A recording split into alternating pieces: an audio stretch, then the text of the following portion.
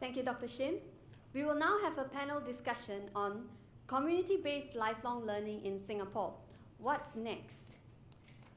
I am pleased to invite our panelists on stage. We have Mr. Raúl Valdés Cotera from the UNESCO Institute for Lifelong Learning,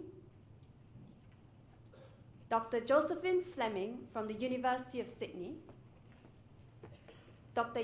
Meen Sheng from Singapore University of Social Sciences, and moderating this session is Mr. Terence Quek, CEO of Imagenetics Asia Pacific and co-founder of PODEX. Panelists and Mr. Quek, please.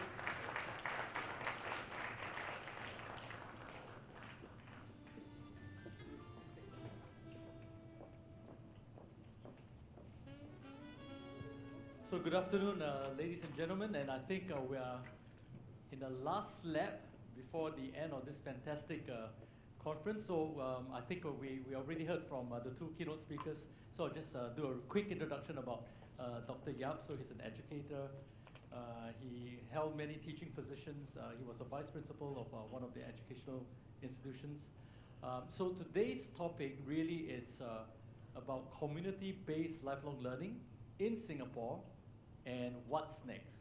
So I'm really pleased and honored and privileged to be sitting among our esteemed panelists. So I think we're just going to get cracking right away. Now, before we really talk about the topic itself, I'll just quickly share a little bit about the format. So we're going to tap on the brilliances of our speakers today, but I do want to see if there are any questions from the floor. So I'm going to try and moderate a little bit so that if you have questions, I'd like to hear from you. And if you do have questions, then please introduce yourself and then tell us if the question is pointed at any of the panelists, and obviously tell us the question itself. Now, before we begin, perhaps I could ask our panelists to share a little bit about your idea about community-based lifelong learning. I think it's really important to first have that definition, if you like. So what is community-based lifelong learning to you? Any of the panelists? Yes. I'll give you the mic. Raúl, you want to start with that? From a UNESCO kind of angle, if there's one. Well, yes, it's working. Yes.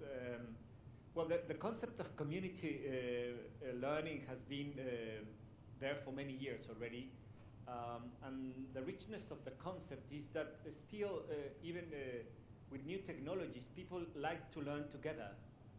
They want to discuss the different topics. So the concept of community-based is very important because it brings the idea of building centers for learning based on the community and also for the community and with the participation of the community. There are many cases in many countries where the community centers are built at the governmental level and very well structured, very well planned, and they don't march, they don't work, basically because they are not adopted by the community. So what we can see is that the bottom-up approach is very important on these processes. Needs to be really built with the community and the support of the government. And I will, there's a clear definition, for example, when we're thinking on learning cities, because it's the same approach of a community, that there needs to be a very important understanding of learning throughout the community, throughout the family, in relation of schools and community. So all these processes need to be in place. The recognition of the ICTs, the importance of having quality education, not just access, but quality also. And that, yes, if there are centers particular for learning, also public spaces are places for learning process. Once we are aware of these elements, is where we can think in public policies oriented to that, and not just thinking on the formal system, but understanding that people learn in non-formal and informal ways. And most probably those learnings are the more relevant for the life of people. How to have a system that is well-oiled, and I will reflect in the Korean system, what I like very much, because it's at the legislation level, then the state level, and then the city level. And they report to the different systems, each other, and very much based on the implementation at the community level. So what I'm hearing about the definition of a community-based lifelong learning is a few things, right? So you have that ground up, you have that top-down support, you have that community involvement, that participation, and obviously, many other of the other elements as well. So it's not just having a community center that's built by the government, because that may not just work. Dr. Fleming, any thoughts about the definition? Is it on? Can you use mine? No, now it's on. Yes, it's okay. Technology. Okay, well, I'll talk about it in the context of my earlier keynote, which is really looking at something called participatory culture. And participatory culture has been around really for centuries, more probably, but where groups are formed around a common interest, where there is a kind of fluid movement of expert and novice, and we're really looking often at informal learning spaces.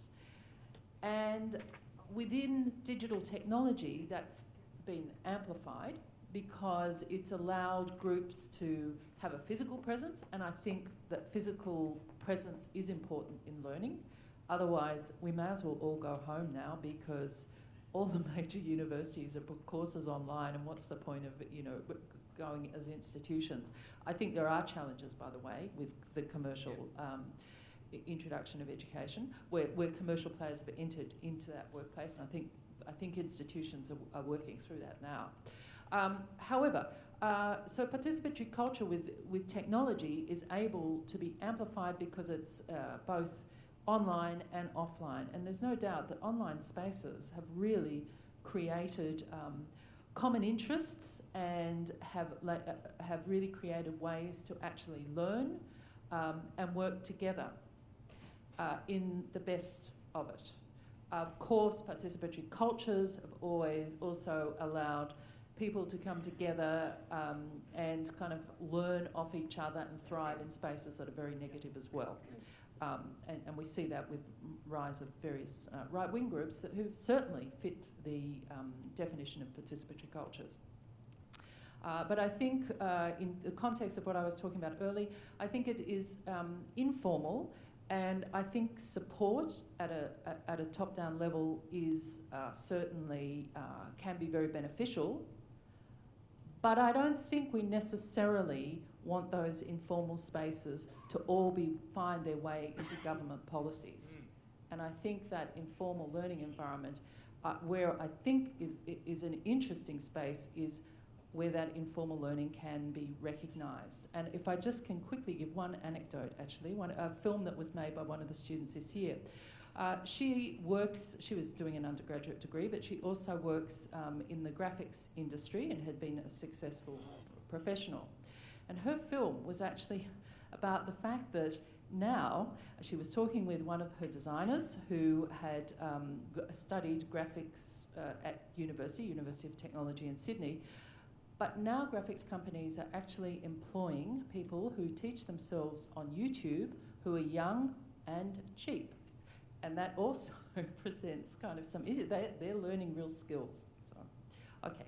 Thank you. So the key highlights that I'm hearing is the idea of a participative culture, and also the concept of space. It's not just the online space, but also the offline space. Dr. Yap, what is your take on community-based lifelong learning? Well, I'm more at the micro level because I deal more with to hear that perspective with the students. So we look at the community as co-educators. There's much to learn from the community itself. For example, in SUSS, it's mandatory for the students to do service learning and community engagement. The whole idea is to introduce them at a deeper level, learning from the community, not just serving the community. The other aspect is about the principle of reciprocity. As much as we serve the community, we also learn from them, but we need to look at the community as assets and not the needs base. So most of the time when we talk about community engagement, we are looking at the needs of the community itself. But I think in this respect, we are looking at the assets that the community can bring to the learning. Very nice, because I think that's a little bit of an echo of what you said in your keynote as well, where the teacher is not necessarily always the expert. So now in this case, you're looking at the community as an asset, bringing that source of wisdom where learning is taking place as well. So I want to take us to the next, now that we've defined kind of the key ingredients or the key features of what's community-based lifelong learning, why? What are benefits? I mean, you already alluded to some of it where you talk about the community as an asset, but what is the true benefits of really promoting community-based lifelong learning? I think in the audience we have about 40% of us here are academics, about more than 50% or 40% are from the corporate side of the house as well. So why community-based lifelong learning? What are some of the benefits?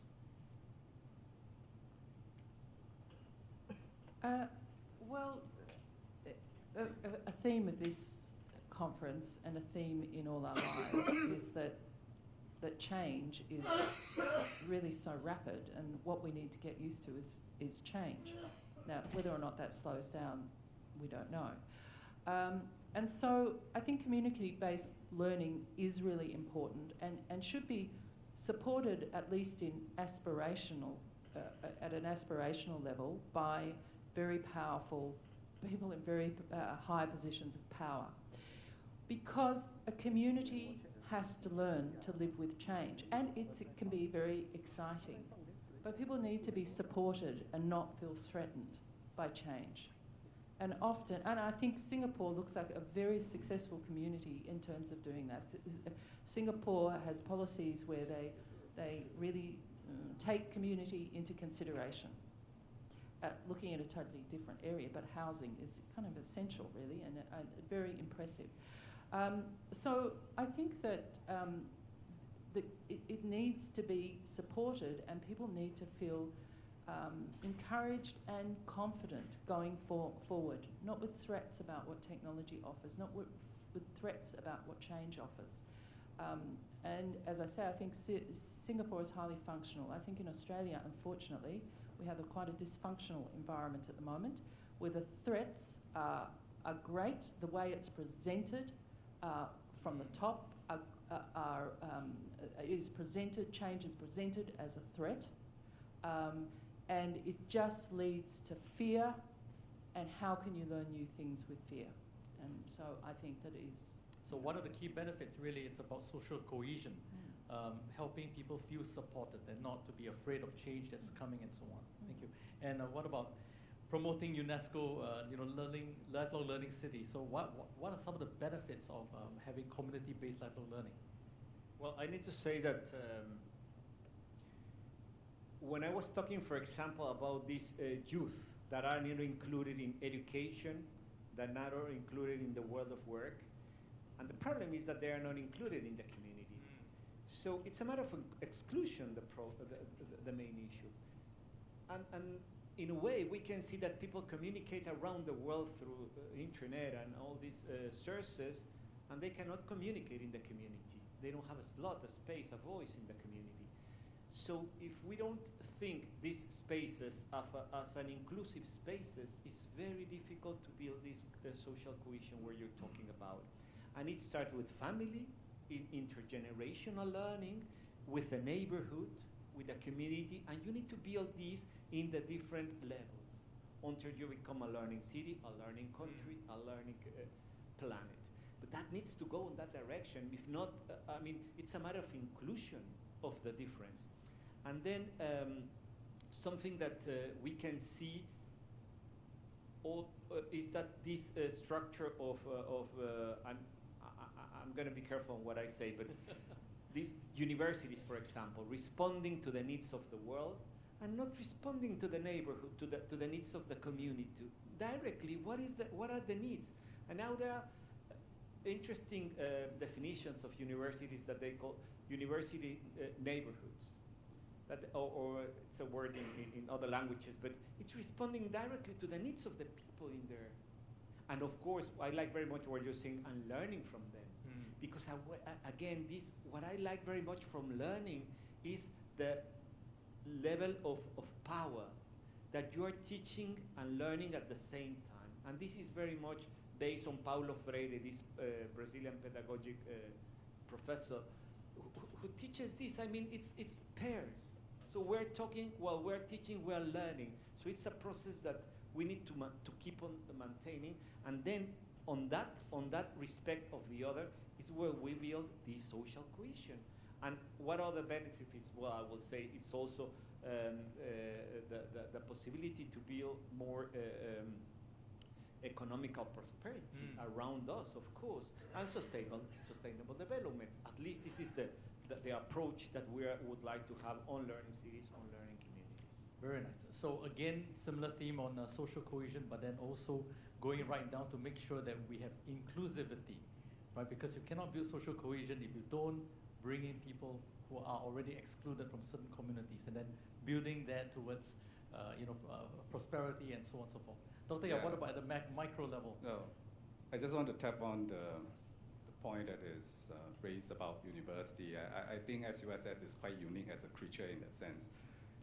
Our whole learning ecology is made up of full-time students who are fresh graduates from the high school and the poly, about 3,000 of them. We have about close to 12,000 adult learners doing part-time education, those with aspiration to further their degree or their postgraduate studies, and we are continuing education. So as an ecology itself, we are quite unique because it's always about inclusion. So that's something that we are rather proud of, and this is where I hope to use some of the time to market the university. I think it's also a form of social equalizer because I believe that we not only create community of practice, but at the same time, I think through that collaboration, we look into different sectors. For example, the university, all our students chose a sector for their advocacy. So either in disability or youth at risk or marginalized community, basically looking at the underserved, for example.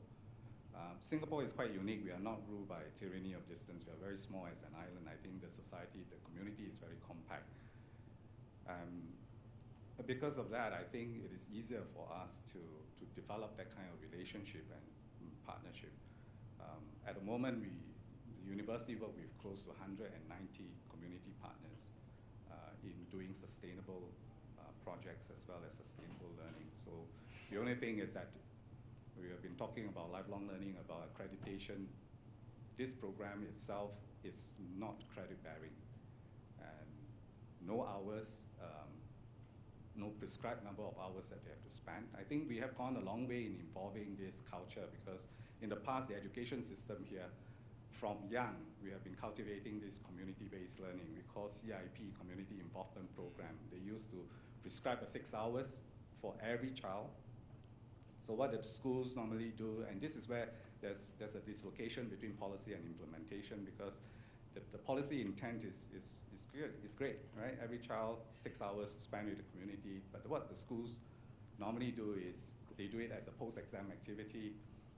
You know, it's, at the end of the exam, they gather the whole school together, and then they go out 6 hours, go to the old folks' home, traumatize the old people, come back, and then they say, yeah, we complete the service.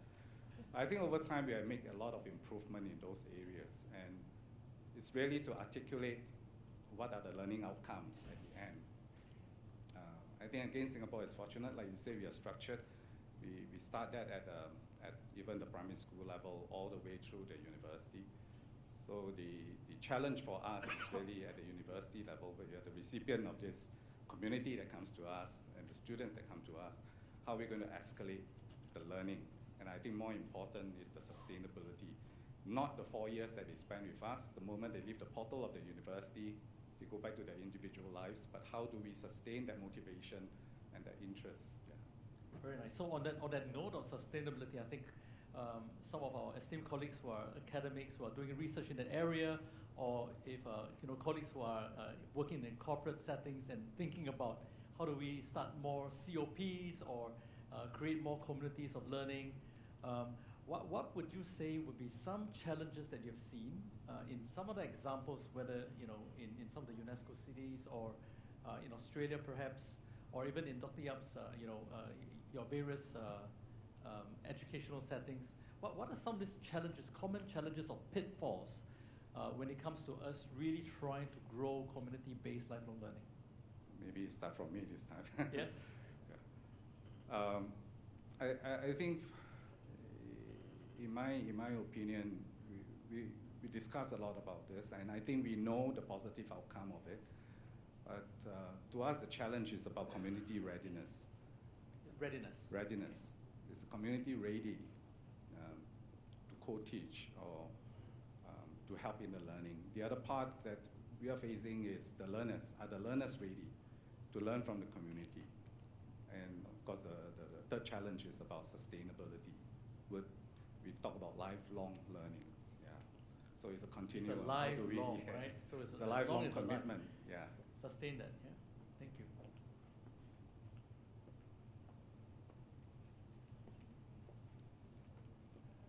Pitfalls or challenges that you think, or hurdles for community-based lifelong learning?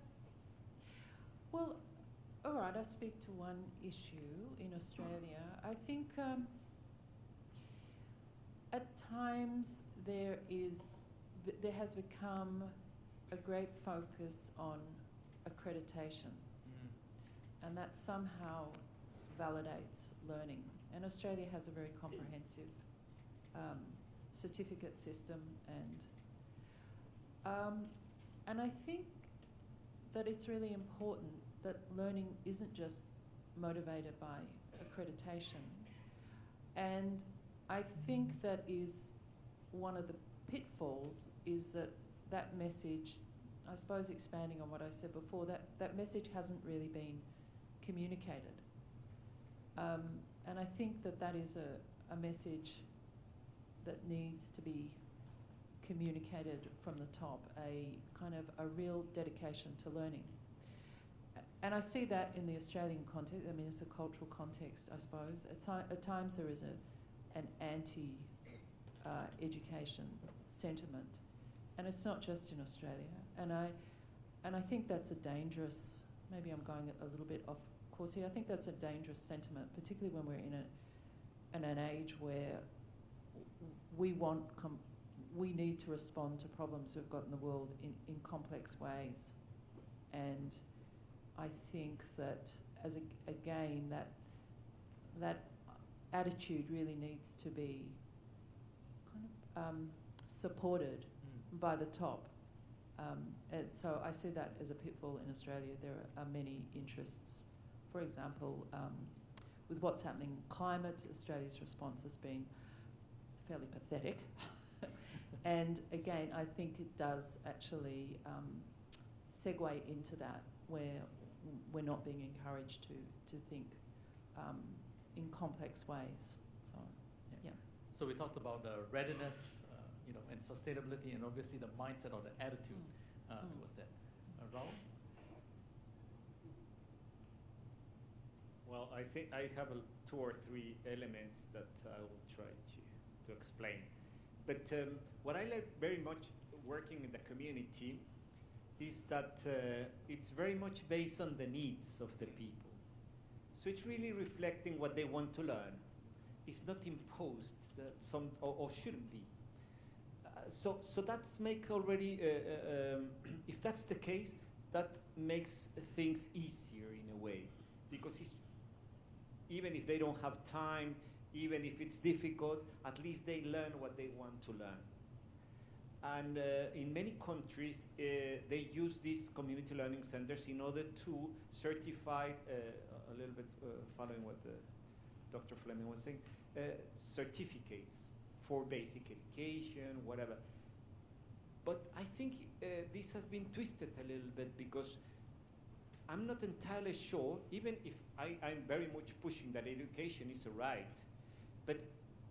but in a way, I don't know if at certain point learning some other things could be more relevant for these people, and then try to find, following what Patrick was mentioning about, okay, let's make a recognition process of this learning, how this can be accredited in a way. So I think that's one important point. Another important point is that it's a risk at the community level that in many countries, this I'm sure doesn't happen in Singapore, is that when you have a change of authorities, there's a change everywhere. So what was a lot of commitment, it becomes like zero, and mainly because the other administration did it. So what a way to assure that process is to involve other parts of the community on it. So in many cities, who's supporting the process of learning is the academia, or the NGO groups, very strong, or the private sector. If you have different voices, then you can have learning processes, doesn't matter who's the major, doesn't matter who are the authorities. And I think we need to move on that direction very strong. The richness of a learning process at the community level is precisely to have the different voices involved. And well, I want to repeat the big challenge that if the space or the learning process is not embedded by the community, this will never fly. I mean, you cannot make it sustainable. And I have cases in countries when they put around 500, 600 centers in the entire country, and they were empty for years because the community didn't feel that there was a space built by them. They preferred to sit in the street even, no? So that's the way. Yeah. So it's the ownership of the community, right? The various stakeholders. Dr. Fleming, you wanted to say something? I was just going to add to that. I agree. In Australia, we've had major problems with education programs set up for in Aboriginal remote communities and without proper consultation. That seems to be turning around now without proper consultation, and that has been a real issue. And I think that is, something to learn from, is that you do need to consult with communities and embrace. And Singapore is a very diverse country, like Australia and you really need to embrace that diversity and really cater for that and make people feel that they've got a say, that they've got some agency in their own learning. Okay, I'm going to turn the attention to the floor and just looking at time as well. Are there questions or comments from anybody from the audience? If you do, just put up a hand. So we have two. Anybody else? Otherwise, we'll just have two questions, and then I'll have one more, and then I think that's about the only time that we have. Could you please introduce yourself and let us know if you want to direct any of the questions to any of the panelists? Sure. Thank you so much for taking time to share your ideas. I'm Michael Choi from DioWorks. So one of the areas that I'm quite keen to look at primarily is the development of expertise. So I understand that so far the conversation has centered around competencies, right? As in, sometimes very often we see lifelong learning as something that, is to give people a second chance, sort of. But actually, I think going forward in the context of AI and transformation, the opportunities are there, like what Prof said about looking at these not as threats but as opportunities. And I think this is the space where we actually need to start orientating our entire educational system, including lifelong learning, to take into account how the environment will be changing in the next 10 to 20 years. I mean, it takes probably decades to reorientate educational systems. Okay, so to cut the long story short, but primarily my assumption is that with machines and AI, etc., taking over some of the baseline competencies for human performance, then humans need to move into expertise, right? With that, you're talking about metacognition, so on and so forth. So I see that community-based kind of learning actually presents a very nice kind of environment for the development of expertise. However, I understand that there will be a need for structures as well as a certain recognition system to groom this expertise, because expertise doesn't develop overnight. Typically right now it's mentorship or coaching, but it takes too long and it's not going to be tenable going forward. AI is moving at such a fast pace. I'm moving in the AI space, by the way. So how then do we use community-based kind of learning, lifelong learning in particular, in my opinion, to grow expertise? Okay, thank you. Thank so you. How do you use CBL now to grow expertise? We'll just hear the next question and we'll take it all at the same time. Tom Worthington from the Australian National University in Canberra, do you see any risks or opportunities with the gig economy, the Uber approach to doing things, coming in and essentially taking the community model of education and turn it into something that a company makes a profit out of? And I was just reading a news item to say that Uber is going into the general jobs business and will be certifying people as suitable for particular jobs, for example. Okay, thank you. So any of our panelists want to take either of the questions? Any thoughts? How do we use community-based learning as a way to grow expertise? And then the other one is a risk of gig economy, for example. How do we use that? I'm not sure about technology itself, but I think the strength of the community most of the time when we form community or practice is the expertise are actually inculcated through or fostered through sharing of best practices. I think that it provides the environment for us to do that. I think the knowledge, the exchange of knowledge is important, and it deepens also the learning as well as the sharing of the expertise. So that's in my view is the strength of the community itself.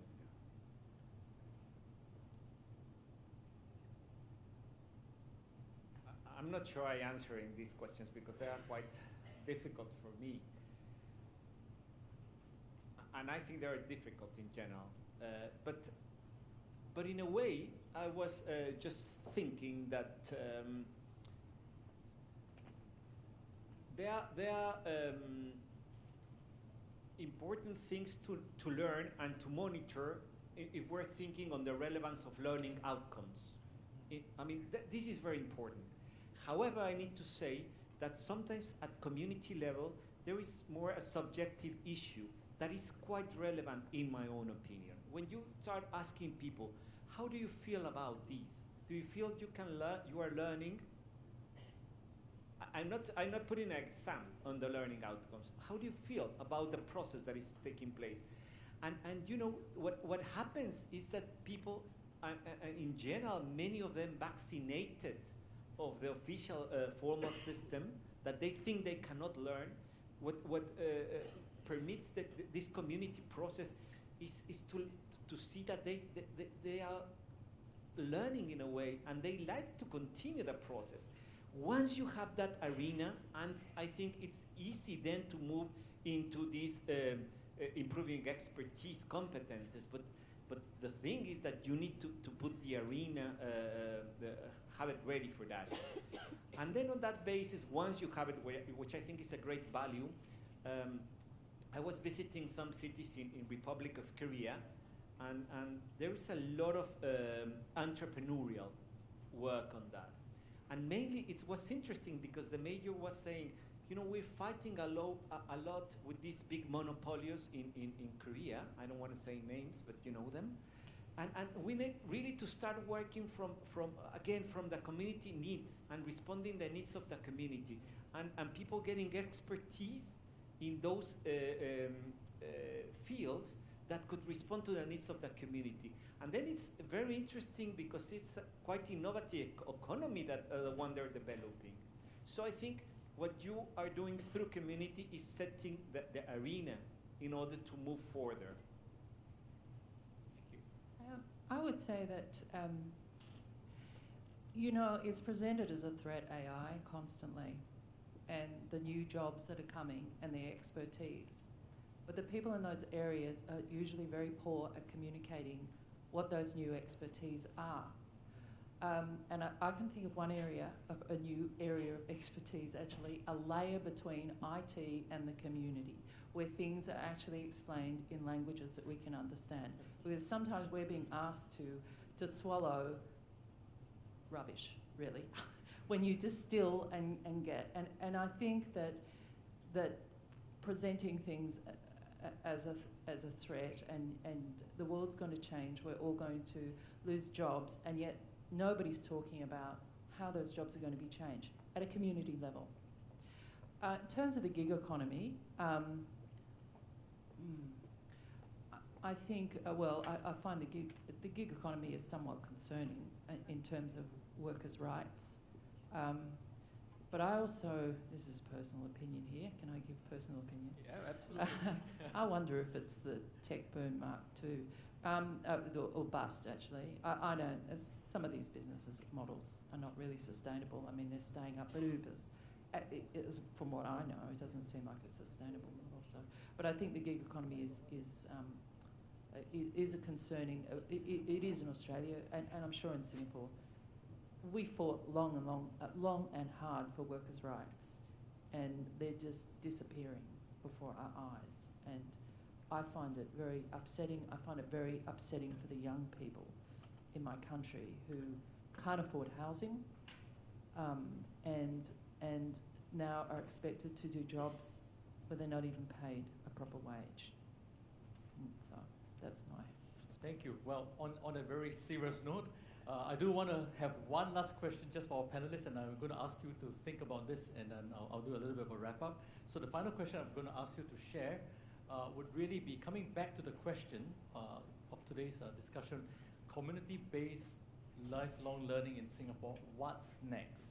So if you could have one idea or one point to make, to give some advice or to share, what would be next for us to really think about as we leave the conference today? So what's next for Singapore, in your opinion? So before you answer that question, so I'll give you time to think about it. It's been a wonderful, session moderating this. Earlier on, we heard a little bit about the definition of community-based lifelong learning. If you Google, I think there'll be tons of different ways of interpretation, but some of the highlights include ground-up, community, with support from the top. It's not just a community center by itself. In terms of really implementing community-based lifelong learning, what are some challenges? We heard about the readiness of the users, the readiness of the leaders, the learners. Also in terms of sustainability, for example. And finally, we want to hear from them. Community-based lifelong learning in Singapore, what's next? Who would like to go first? Oh, well, I think a case study of GUI is a good idea. I listened to the session today, and I think it's a wonderful ground-up initiative for those of us who are not in that session. So ground-up initiated, and Absolutely. I think that's a wonderful model and a sign that things are very healthy. Singapore always amazes me to find. I remember once I was staying here, and the Biennale was on, and I was talking to these wonderful young artists, and who are so committed to their work and very concerned about environment. And I think that for Singapore, you've got something here, and to make some strong case studies, I think could work well. Thank you. So strong case studies. Thank you. I would suggest to celebrate more learning, to have more celebration, and to share what you're doing, and to learn from others. I think it's time. We always say Singapore is doing great. It's doing great, but there's always room for learning more, and there is a vibrant environmental celebration of learning around the world that we can learn a lot. So invite people, go and celebrate more, have more chances to people enjoy the happiness of learning, which is not so common, I will say, in many other regions. But I think it's time to share, it's time to learn. Thank you. So celebrate, share, and learn. And then finally, with Dr. Yap taking you back home, because it's SUSS and also from Singapore. Yeah. What's next for us? I don't know. Can I share my own opinion? It doesn't represent that of the university. I would say think carefully. Yeah. Okay. But please go ahead. It's either I get my bonus or I don't, right? So, I'm not responsible for that, right? So I guess I don't know, for us as practitioners, one of the key challenge we face is Singapore is a very competitive society. I think communities exist and they tend to be vertical rather than horizontal. So I think there should be more integration, intersection. At the same time, I think we need to also get a handle on what the community is doing. I don't think we have a holistic, composite map of where the assets are. I think there should be, for example, for service learning, we have been we just launched a national clearinghouse with the support, of course, of the National Youth Council. And that's really to capture where all the projects and the learning opportunities going to be, because we tend to compete, we tend to cannibalize on each other, and that's not something that is very healthy. So I think for me going forward, I think we need to be more coherent, we need to be more cohesive in undertaking this endeavor of lifelong learning. The other part which has already been done quite well is that we have built a whole architecture for lifelong learning. Is actually cradle to grave, right? Early childhood education to active aging, gerontology. But how do we connect the patterns? How do we connect them? I think the connectivity is important. Yeah. Thank you. So on that very collaborative and connecting note, please put your hands together and join me in thanking our three esteemed panelists. I wish we had more time to grill them more on the hot seat because it's such a rare treat to have them here. But otherwise, thank you so much for being part of this. And I'll hand the time back to the organizers. Thank you.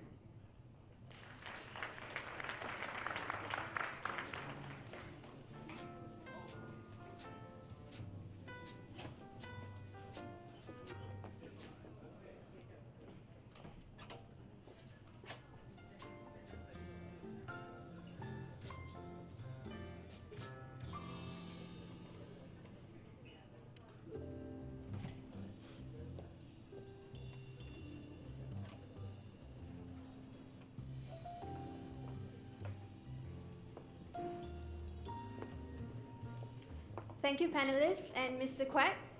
So before we end for the day, we would appreciate it if you could take a few minutes to give us your feedback on the learning tracks as well as the overall conference. So we have two options for you. For those with the conference app, you can just log in and look for the option conference feedback. For those without the app, or you just wish to go to the feedback form directly, you can scan this QR code here. So I'll just give you guys a few minutes to settle down.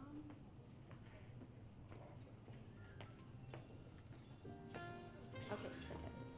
So with that, ladies and gentlemen, we have come to the end of the Lifelong Learning Conference 2019. We hope you have enjoyed the sharing and exchanges. Thank you and have a great evening ahead.